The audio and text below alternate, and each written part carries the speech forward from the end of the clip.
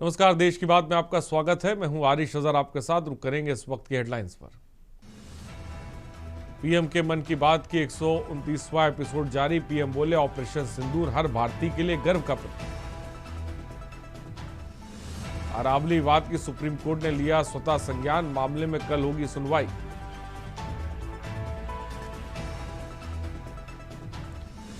राष्ट्रपति मुर्मू ने पनडुब्बी आईएनएस वागशीर में यात्रा की। ऐसा करने वाली दूसरी प्रेसिडेंट बनी मुर्मू। कांग्रेस का आज 140वां स्थापना दिवस। कांग्रेस मुख्यालय में धूमधाम से मनाया गया स्थापना दिवस। सोनिया राहुल ने कार्यकर्ताओं को दिया संदेश।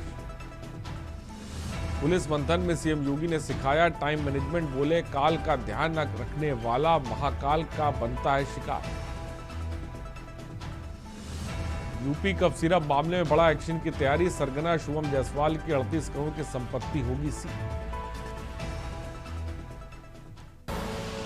आप देख रहे हैं के न्यूज, खबरों का सारथी।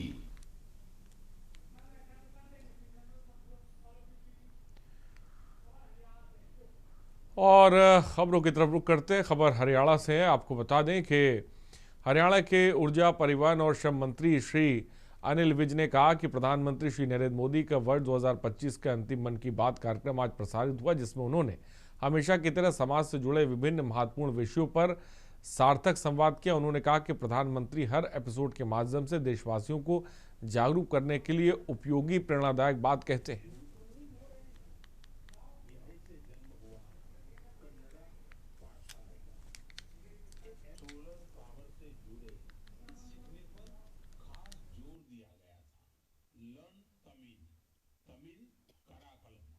इस थीम के तहत वाराणसी के 50 से ज्यादा स्कूलों में विशेष रिसर्च और इनोवेशन इस संस्थान अपनी जड़ों से जुड़े रहने के ये प्रयास सिर्फ भारत तक सीमित और वहां बसे भारतीय भी अपनी भूमिका निभा रहे हैं। वहां रहने को अपनी भाषा से दूर तो नहीं हो रहे हैं। यहीं से जन्म हुआ कन्नड़ा पाठशाले का एक सोलर पावर से जुड़े सीखने पर खास जोर दिया गया था। लर्न तमिल, तमिल कराकलम। इस थीम के तहत वाराणसी के 50 से ज्यादा स्कूलों में विशेष रिसर्च और इनोवेशन इस संस्थान अपनी जड़ों से जुड़े रहने के ये प्रयास सिर्फ भारत तक सीमित और वहां बसे भारतीय भी अपनी भूमिका निभा रहे हैं। हरियाणा के ऊर्जा, परिवहन एवं श्रम मंत्री श्री अनिल विज ने कहा कि प्रधानमंत्री नरेंद्र मोदी का वर्ष 2025 का अंतिम मन की बात कार्यक्रम आज प्रसारित हुआ, जिसमें उन्होंने हमेशा की तरह समाज से जुड़े विभिन्न महत्वपूर्ण विषयों पर सार्थक संवाद किया। और उन्होंने कहा कि प्रधानमंत्री हर एपिसोड के माध्यम से देशवासियों को जागरूक करने के लिए प्रेरणादायक बात करते हैं।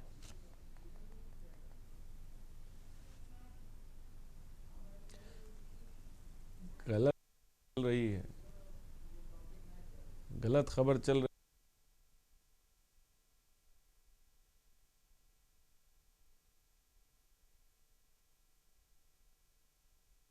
अरावली को लेकर देश के विभिन्न राज्यों के साथ साथ हरियाणा प्रदेश में भी बहस छिड़ी है। केंद्रीय कैबिनेट मंत्री भूपेंद्र यादव भी अरावली को लेकर अपनी बात रखते नजर आ रहे हैं। तो वहीं बात करें हरियाणा के महेंद्रगढ़ जिले के, यहाँ काफ़ी बड़ी हिस्सा अरावली क्षेत्र का मौजूद है। तकरीबन 17,700 हेक्टेयर अरावली क्षेत्र यहाँ पर मौजूद है। इसके साथ साथ महेंद्रगढ़ जिले में तकरीबन 210 हेक्टेयर में सरकार द्वारा खनन क्षेत्र का प्रस्तावित है।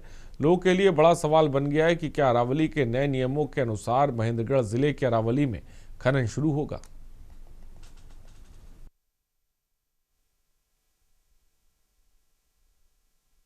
महेंद्रगढ़ जिले में जो हमारे पास उपलब्ध रिकॉर्ड है उसके अनुसार लगभग 17,700 हेक्टेयर अरावली क्षेत्र है, जिसमें से करीब 11,600 हेक्टेयर में पीछे अरावली में उसके हमारे प्रोजेक्ट के तहत वर्ष 1990 से लेकर 2000 तक प्लांटेशन हुई थी। और उसमें माननीय सुप्रीम कोर्ट के कारण वो उनको बाकी चीजों के लिए उसको वन विभाग के धाराएं उसमें लागू हो जाती कि सोमवार को हम लोग एक ज्ञापन डीसी साहब को देंगे, जिसमें ज्ञापन जो हमारा मुद्दा है विषय ये रहेगा अरावली का। अभी जो सुप्रीम कोर्ट का अभी बयान आया है कि भाई अरावली क्षेत्र में 100 मीटर वाला जो माइनिंग का मुद्दा है, उस मुद्दे के ऊपर हम ज्ञापन देंगे कि ये मुद्दा बिल्कुल गलत मुद्दा है। और देखो, हम तो आपको पता ही है पूरे के पूरे अरावली से घिरे हुए हैं, पूरा महेंद्रगढ़ जिला हमारा नानक चौधरी विधानसभा क्षेत्र है जो, और जो हम ये लड़ाई लड़ेंगे ये गैर राजनीतिक लड़ाई है जिसमें सभी लोग सहयोग करेंगे। हमारे जिला महेंद्रगढ़ में अभी प्रेजेंट में 8 माइंस हैं जो ऑपरेशनल माइंस हैं, और उनका अप्रोक्सीमेट 210 हेक्टेयर जमीन उनको अलॉट की हुई है। बात करें इन माइंस से कितना राजस्व हरियाणा गवर्नमेंट को मिल जाता है तकरीबन? औसतन 250 करोड़ पर ईयर का जो रेवेन्यू है इन माइंस से कलेक्ट होता है। अभी तक लगभग 170 करोड़ हमने रिकवर कर लिया है, बाकी आने वाले टाइम में रिकवरी होगी। और खबर यमुनानगर से, जहां रेलवे स्टेशन पर लावारिस हालत में मिली नाबालिग लड़की को राजकीय रेलवे पुलिस और जिला बाल संरक्षण इकाई ने परिजनों से मिलवाया। राजकीय रेलवे पुलिस को एक लड़की लावारिस हालत में भटकती मिली। तुरंत कार्रवाई करते हुए लड़की को संरक्षण में लिया गया। इसकी सूचना बाल कल्याण समिति को दी गई और परिजनों की तलाश करते हुए सकुशल लड़की को परिजनों को सौंप दिया गया। आज एक 11 वर्षीय लड़की रेलवे स्टेशन यमुनानगर से जीआरपीएफ और आरपीएफ के जवानों ने उसको रिकवर किया है। वो बिहार में अपने रिलेटिव के साथ, जीजा जी के साथ जो है वो जा रही थी। भीड़ भाड़ के कारण से जो है वो गाड़ी में चढ़ नहीं पाई और उसका हाथ छूट गया, वो नीचे रह गई। उसको रेस्क्यू किया गया है और CWC के समक्ष उसको प्रस्तुत किया गया है। तो उस लड़की के बारे में जो है अभी DDR वगैरह कटवा करके जो कानूनी प्रक्रिया है उसके तहत वो अपने आप को यहीं बिलासपुर रोड पर एक फैक्ट्री है, वहीं पर उसके माता पिता रहते हैं, बता रही है अपना आता पता। तो पुलिस को इंस्ट्रक्शन दे दी गई है, वो उनका पता ट्रेस करके उसको घर तक पहुंचाने का काम करेगी। और RPF और GRP को भी ये इंस्ट्रक्शन दी गई है कि धुंध का समय है, तो कृपया इस प्रकार की रेलवे स्टेशन पर अनाउंसमेंट भी करवाएं और बिल्कुल बारीकी से निरीक्षण करें, ध्यान रखें, सवारियों को भी हिदायतें दें। और कांग्रेस पार्टी के 140वां स्थापना दिवस भिंड में अलग अंदाज में मनाया गया। रैली के बजाय कांग्रेस नेताओं और कार्यकर्ताओं ने नगर पालिका के वार्ड नंबर 7 स्थित SC बस्ती में पहुंचकर श्रमदान किया और साफ सफाई कर सामाजिक संदेश दिया। कार्यक्रम की अगुवाई जिला कांग्रेस अध्यक्ष धर्मेंद्र सिंह भदौरिया उर्फ पिंकी ने की।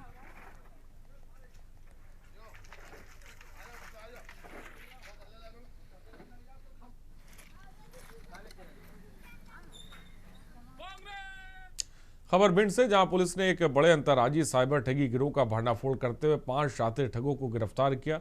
ये गिरोह देश भर के भोले भाले लोगों को सस्ते लोन, सरकारी नौकरी और ऑनलाइन गेमिंग जाल में फंसाकर करोड़ों रुपए की ठगी कर रहा था। पुलिस की इस कार्रवाई से साइबर अपराधियों में हड़कंप मच गया है।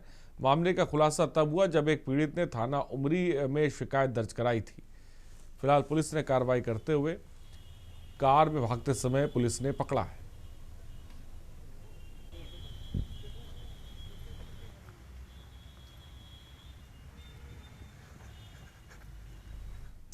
मध्य प्रदेश के सीहोर जिले के इछावर थाना क्षेत्र में रविवार सुबह एक रोंगटे खड़े कर देने वाला हादसा होगा। रामनगर और डाबला के बीच एक चलती मोटरसाइकिल में अचानक हुई शक्तिशाली ब्लास्ट में एक युवक की मौत हो गई। धमाका इतना जबरदस्त था कि युवक के शरीर के निचले हिस्से के परखच्चे उड़ गए। प्राप्त जानकारी के अनुसार सुखराम बारेला निवासी ग्राम जामली आज सुबह करीब मोटरसाइकिल से इछावर से ग्राम रामनगर की ओर जा रहा था। जैसे ही वह रामनगर में गिट्टी मशीन के पास पहुंचा, उसकी बाइक में अचानक भीषण विस्फोट हुआ। प्रत्यक्षदर्शियों ने पुलिस के मुताबिक विस्फोट की तीव्रता का अंदाजा इस बात से लगाया जा सकता है कि मृतक सुखराम के धमाके में परखच्चे उड़ गए।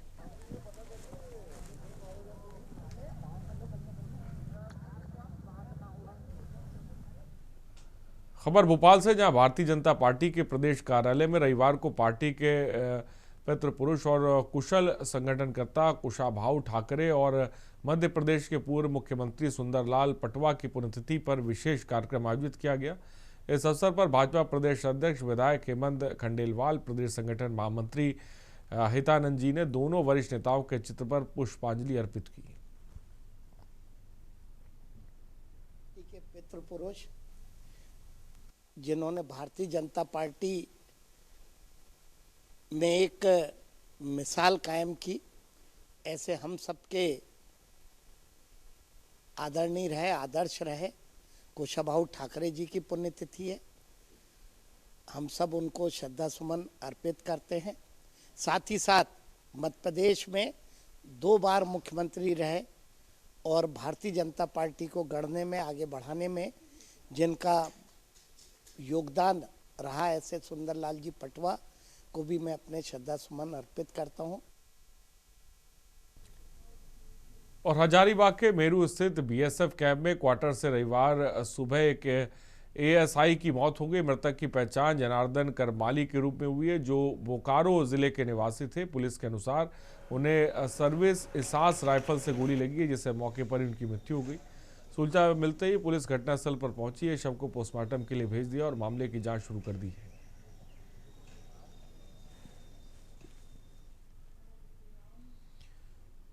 छत्तीसगढ़ के मुख्यमंत्री विष्णुदेव साय रविवार को बेमेतरा जिले के नवागढ़ प्रवास कर रहे हैं, जिनके साथ छत्तीसगढ़ विधानसभा के अध्यक्ष डॉक्टर रमन सिंह भी विशेष रूप से मौजूद रहे। मुख्यमंत्री ने यहां आयोजित लोक कला महोत्सव, ओपन पंथी प्रतियोगिता एवं बाबा गुरु घासीदास जयंती समारोह में शिरकत की और जिले वासियों के लिए करोड़ों रुपए के विकास कार्यों का पिटारा खोला।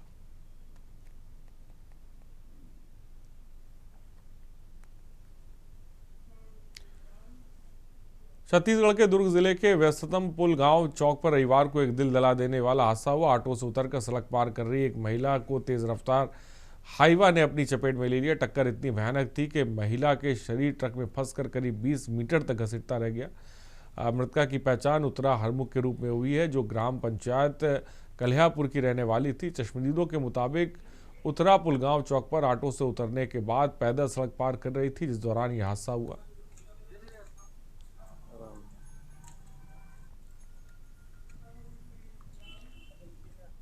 प्रदेश के मुख्यमंत्री विष्णुदेव साय आज बेमेतरा जिले के दौरे पर है, जहां उन्होंने नवागढ़ में आयोजित बाबा गुरु घासीदास लोक महोत्सव पंक्ति प्रतियोगिता में शामिल हुए। प्रथम द्वितीय तृतीय स्थान प्राप्त करने वाले प्रतिभागियों को पुरस्कृत किया। इससे पहले सतनाम भवन में जोड़ा जैत खाम का पूजा अर्चना कर प्रदेश की सुख समृद्धि की कामना की। और लोक उत्सव प्रतियोगिता यहाँ पर होता है और आज वही आयोजन था जिसमें हम लोग आमंत्रित थे और इस अवसर पर हम सभी लोगों को पूज्य बाबा गुरु घासीदास जयंती की बहुत बहुत बधाई शुभकामना देते हैं। घासीदास बाबा जी को मानने वाले, पूरी आस्था रखने वाले करोड़ों की संख्या में 2 लाख रुपए का और चेक दिया जा रहा है। इसके ऐसे साथ ही जिला में पंचायत बेमेतरा यहाँ नवागढ़ में जो राज्य स्तरीय जो पंथी प्रतियोगिता होती है, जो बाबा के नाम से महोत्सव होता है। और बीजेपी प्रदेश अध्यक्ष आज गाजियाबाद पहुंचे। जगह जगह पर भाजपा कार्यकर्ताओं ने स्वागत किया। कार्यक्रम में पहुंचे भाजपा के नेता जेब से 50,000 की गड्डी गायब, मंच से गड्डी लौटाने की अपील की गई। वीडियो सोशल मीडिया पर वायरल। हमारे मंडल के महामंत्री को पकड़ा देंगे।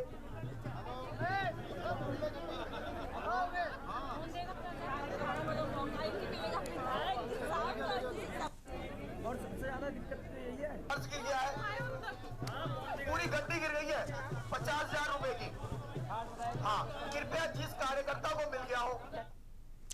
और अमरोहा से खबर, हसनपुर मार्ग पर सड़क हादसे के बाद ग्रामीणों में उबाल। किसान यूनियन नेता के नेतृत्व में ग्रामीणों ने किया रोड जाम।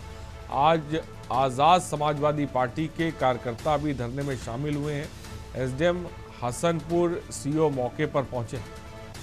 पोस्टमार्टम में जानबूझकर देरी करने का आरोप भी लग रहा है।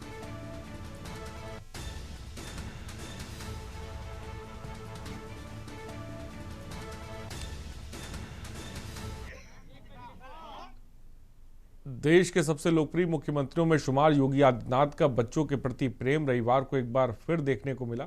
अंबेडकर पार्क में सैर सपाटे के लिए आए बच्चों के लिए वह पल किसी सुनहरे सपने जैसा था, जब प्रदेश के मुखिया खुद चलकर उनके पास आए और उन्हें चॉकलेट भेंट की। रविवार दोपहर बाद मुख्यमंत्री योगी आदित्यनाथ का हेलीकॉप्टर जैसे ही सर्किट हाउस परिसर स्थित हेलीपैड पर लैंड हुआ। वहां पास ही स्थित अंबेडकर पार्क के गेट पर बच्चों की भारी भीड़ उन्हें देखने को मिली। हेलीकॉप्टर से उतरते ही मुख्यमंत्री ने जयकारे लगा रहे नन्हे मुन्नों पर पड़ी और उत्साह को देख सीएम योगी आदित्यनाथ खुश नजर आए।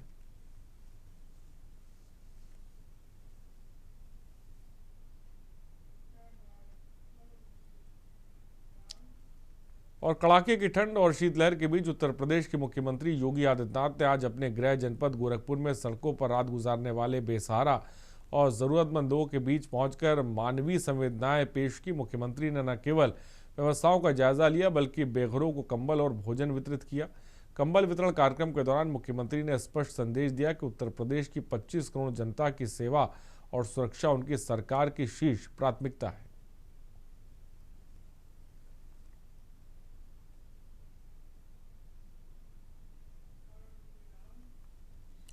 Second inning women's theatre Kanpur all India artist association Shimla द्वारा आयोजित राष्ट्रीय नाट्य महोत्सव के अंतिम दिन आज सेकेंड इनिंग्स विमेन थिएटर के नाटकों की धूम रही। मुख्य अतिथि श्रीमती रशिम जितेंद्र प्रताप सिंह ने दीप प्रज्वलन कर कार्यक्रम का शुभारंभ किया और पूनम मिश्रा ने सरस्वती वंदना प्रस्तुत की। मुख्य अतिथि ने महिलाओं के कार्यक्रम की सराहना की और अलीगढ़ से पधारे राजीव अग्रवाल, एचके ओबराय, किशोर कुमार मिश्रा, दिनेश वार्ष्णेय का विशेष स्वागत और सम्मान भी किया गया।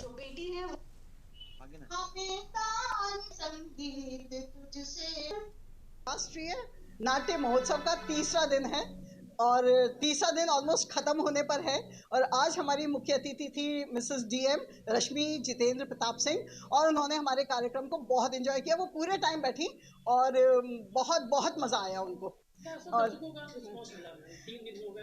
आप ये देखिए कि मौसम तो खराब से खराब होता जा रहा है, धूप निकल नहीं रही है, सूरज कह रहा है मैं निकलूंगा नहीं और दर्शक कह रहे हैं हम रुकेंगे नहीं।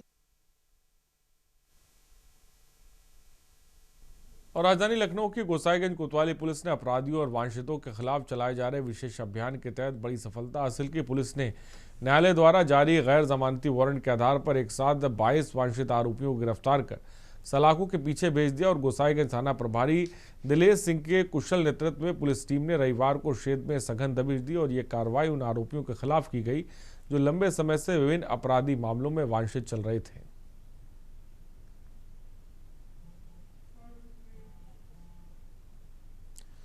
कानपुर सेंट्रल स्टेशन पर ट्रेन से उतरते समय एक युवक ट्रेन के नीचे गिर गया जिससे वह घायल हो गया। घटना प्लेटफॉर्म नंबर 6 की है। घायल युवक 2107 लोकमान्य तिलक सीतापुर ट्रेन से सफर कर रहा था। पूछताछ में उसने अपना नाम आसिफ बताया जो मुंबई का रहने वाला है और कन्नौज जा रहा था जिस दौरान यह हादसा हुआ।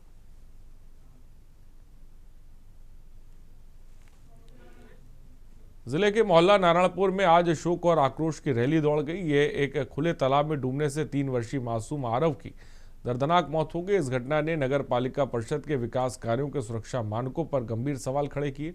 जानकारी के अनुसार नारायणपुर निवासी 3 वर्षीय आरव घर के पास खेल रहा था और इसी दौरान वह पास ही स्थित गहरे तालाब में जा गिरा। जब तक आसपास के लोग और परिजन उसे बचाने पहुंचते तब तक मासूम की सांसें थम चुकी थी।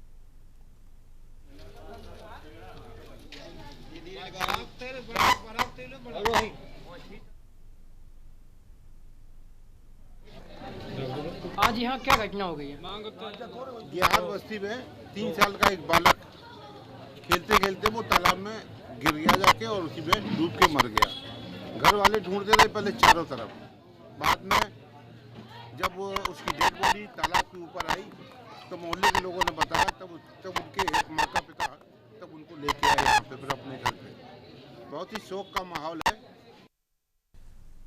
खबर यूपी के देवरिया जिले से जहां कांग्रेस का 141वां स्थापना दिवस आज पूरे देश में मनाया जा रहा है। उसी क्रम में देवरिया जिले के जिला मुख्यालय टाउन हॉल स्थित पार्टी कार्यालय पर पदाधिकारियों और कार्यकर्ताओं ने जिला अध्यक्ष विजय शेखर मल्ल रोशन के नेतृत्व में पार्टी का ध्वज फहराकर बड़े हर्षोल्लास के साथ मनाया। आपको बता दें कि जिला अध्यक्ष विजय शेखर मल्ल रोशन ने पार्टी के पदाधिकारियों और कार्यकर्ताओं के साथ राष्ट्रगान के बाद पार्टी का ध्वज भी फहराया।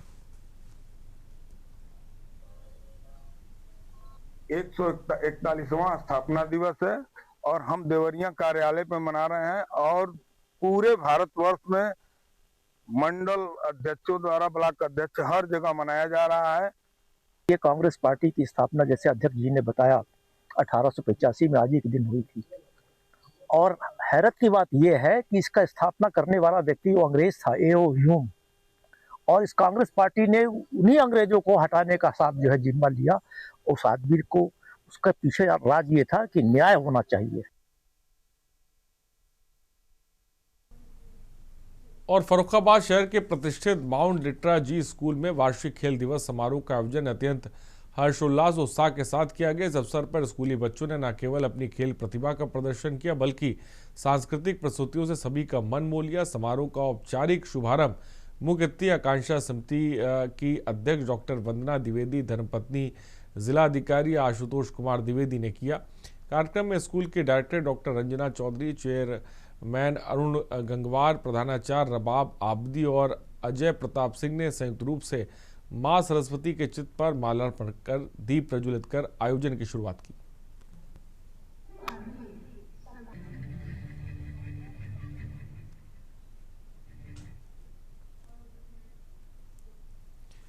और आगे बढ़ते हैं। इत्र नगरी कन्नौज से एक बेहद हैरान करने वाली तस्वीर सामने आई। यहाँ एक सड़क आलू वाली सड़क में तब्दील हो गई। सौरी क्षेत्र के सकरावा में सड़क पर सैकड़ों किलो आलू बिखर गया। अफरा तफरी मच गई। सकरावा मार्ग पर जब लोगों ने सुबह का नज़ारा देखा तो वह हैरान रह गए। आपको बता दें, देखते ही देखते सड़कों पर लोगों का हुजूम उमड़ पड़ा और वो आलू को बटोरने लगे। इस पूरी घटना के वीडियो सोशल मीडिया पर वायरल।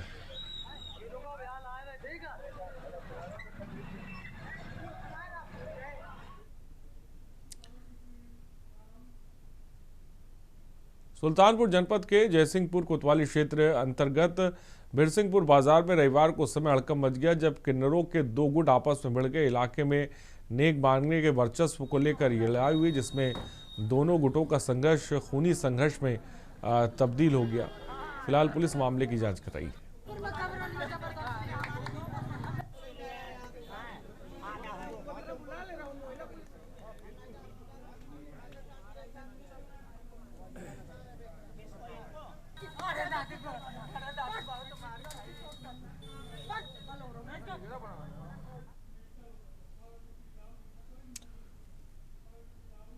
फिरोजाबाद जनपद के थाना टूंडला क्षेत्र में शनिवार को प्लेटफॉर्म 3-4 से एक मूक बधिर महिला के 1 साल का बच्चा अचानक गायब हो गया। महिला लघुशंका के लिए बच्चे को बेंच पर लिटा के गई थी। वापस लौटने पर बच्चा नहीं मिला। महिला की आवाज़ सुनकर रेलवे पुलिस मौके पर पहुंची और पूछताछ शुरू की। आरपीएफ प्रभारी ने सीसीटीवी फुटेज की मदद से बच्चे को चोरी करने वाले एक महिला और एक पुरुष की पहचान की और 24 घंटे के भीतर सीसीटीवी फुटेज के आधार पर खुर्जा स्टेशन पर पूर्वा एक्सप्रेस से 2 आरोपियों को गिरफ्तार कर लिया है।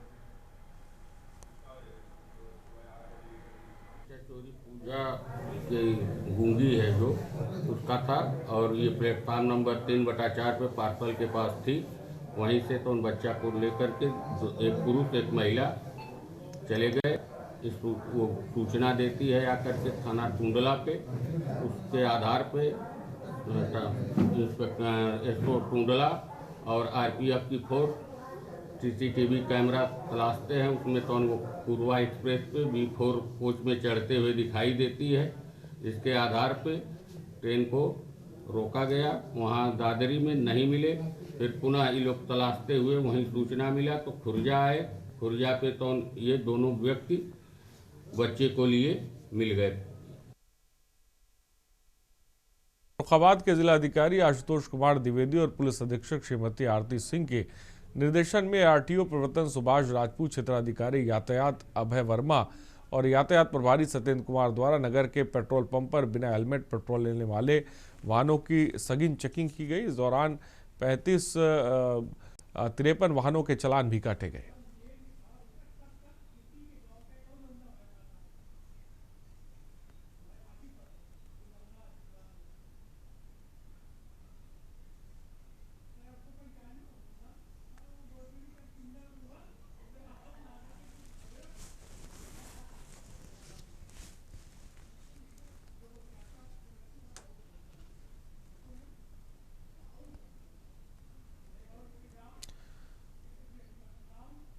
बिजनौर जनपद के कोतवाली शहर क्षेत्र अंतर्गत दिल्ली पौड़ी हाईवे पर देर रात एक कार में संदिग्ध परिस्थितियों में भीषण आग लग गई। घटना के दौरान अफरा तफरी मच गई। देखते ही देखते आग के गोले में तब्दील हो गई। फिलहाल आपको बता दें चंद मिनटों के भीतर पूरी गाड़ी जलकर खाक हो गई। गनीमत ये रही कि इस अग्निकांड में कोई जनहानि नहीं हुई है।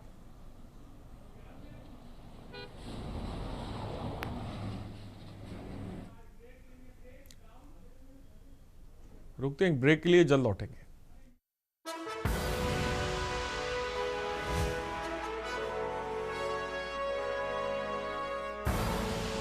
आप देख रहे हैं के न्यूज, खबरों का।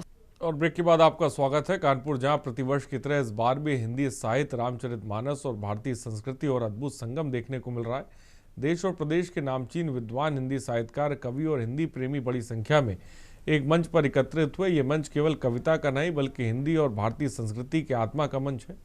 वर्ष 1986 में महान रामानंद सागर जी ने यही सबसे पहले कविता पाठ किया था। उस परंपरा को आगे बढ़ता देखना हम सभी के लिए गर्व की बात है। इस समय पारंपरिक ध्रुपद गायन की मधुर प्रस्तुति चल रही है और ख़ास बात यह है कि ये ध्रुपद गायन की टीम नवंबर महीने में प्रधानमंत्री नरेंद्र मोदी के समकक्ष भी प्रस्तुति दे चुकी है। कानपुर की इस टीम की प्रस्तुति ने एक बार फिर श्रोताओं को भाव विभोर कर दिया है। आप देख सकते हैं प्रतिवर्ष की बात ही इस बार देश और विदेश के तमाम विद्वान, हिंदी साहित्यकार, हिंदी और रामचरितमानस के प्रेमी यहाँ पे एकत्रित हुए हैं। आप सुन सकते हैं इस समय यहाँ पे ध्रुपद गायन चल रहा है।